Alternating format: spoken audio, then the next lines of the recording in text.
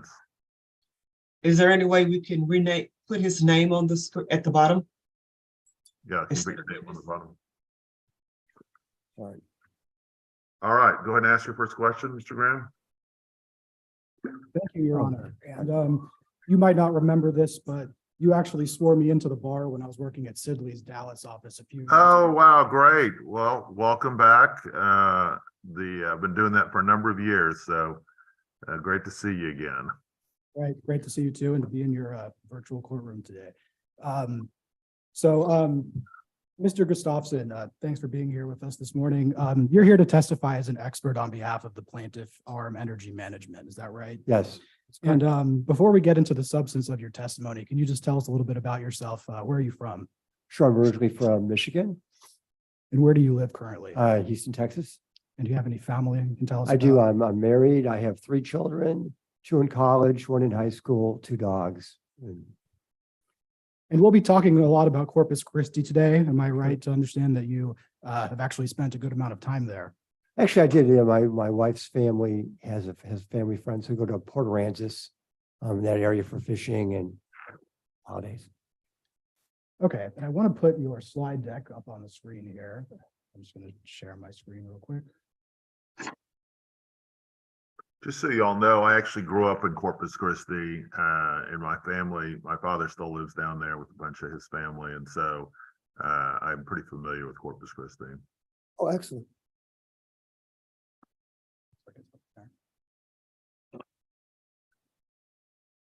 It did. Sorry about this. There we go. So Mr. Gustafson, I just want to talk about your experience a little bit. Sure. Can you tell the court just about your educational background? Sure.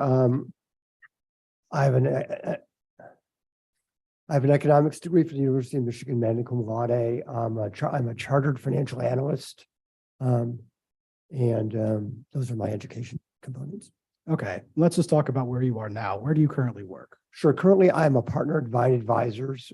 We're a boutique, a little Big Four accounting and assurance firm. And then we also have a risk management consulting and financial advisory side, and that's where I'm a partner. Okay, and how long have you been with Vine Advisors? I'm a founding partner, so about 4 years now. Okay, and so before that, I see on the screen here, you have quite a number of years of experience, but can you tell us a little bit about your positions before you joined Vine? Sure. Basically, I'm a commodity trading, marketing, pardon me, I'm a bit of a cold and structuring expert. My entire career has been in commodity trading with a bias towards energy, in financial, physical, meaning derivatives, swaps, as well as physical products, food and logistics around the energy space and commodity space. Okay, and I understand the oil and gas industry is a pretty broad term, but what would you say are your actual areas of expertise? I heard you mention commodity trading before, but are there any others? Sure. I mean, across energy and commodities, I've done quite a bit, but on the oil side, I've traded physical oil, financial oil, structured transactions in oil, stood on my oil in Rotterdam, kind of a fun thing on a floating tank, those sorts of things. Okay, thank you for that. And Your Honor, pursuant to Texas Rule of Evidence 702, I'd like to tender Mr. Gustafson as a qualified expert witness in the energy commodity trading industry. Any objection? No objection, Your Honor. Okay, you may proceed. And next, I just want to talk about your assignment in this case. We'll get into some of the details of your opinions a little bit later, but can you just describe for the court what your assignment was in this matter? Yeah, sure. My focus on this was on the commercial aspects and economic consequences of being able to ship WTI or WTL crude oil on the pipeline, as well as those same economic, commercial aspects of ship size and the terminal relationship that they had with the pipeline transaction from the gathering system all the way to Corpus Christi. Okay, and just to clarify, were you asked to offer any kind of legal conclusion or any interpretation of the contracts at issue?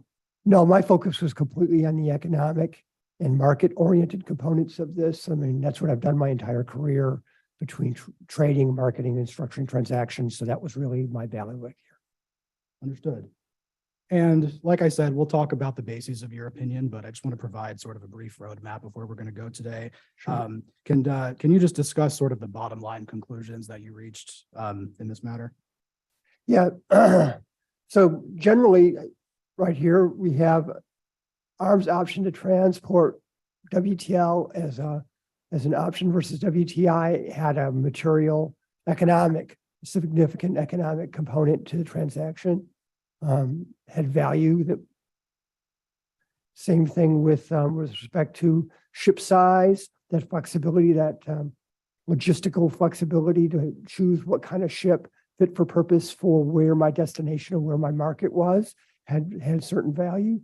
And that the combination of those two together was both unusual. I shouldn't say unusual, but clearly favorable and very unusual, from a trader's perspective, really great logistical contract of being able to ship two kinds of crude oils and also being able to have different kinds of ship sizes. That kind of flexibility has value.